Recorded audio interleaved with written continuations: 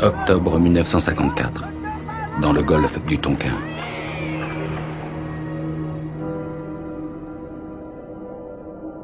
Rien n'est plus pathétique qu'un peuple qui fuit.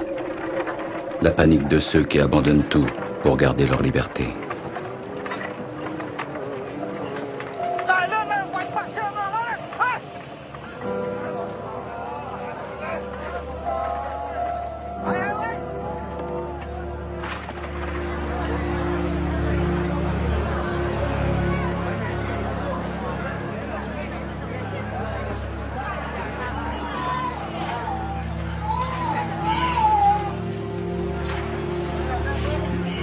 La mousson venait de s'achever et le camp retranché de Dien Bien Phu était tombé.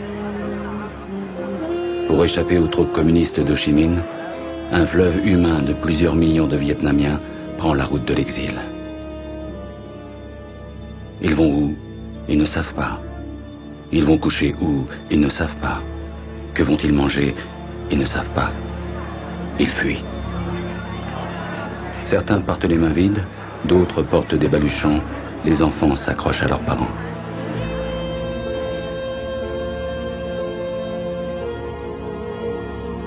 Ceux que l'on appelle les petits blancs partagent le sort de cette foule asiatique.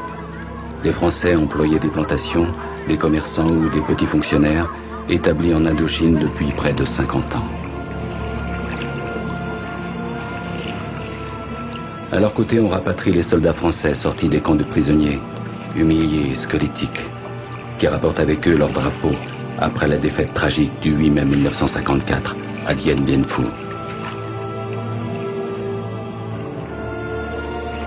Pour eux, c'est un monde qui s'écroule.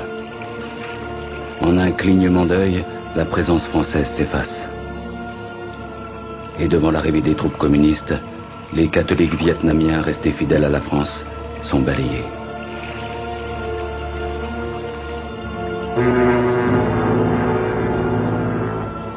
Ces gens-là, je les ai aimés.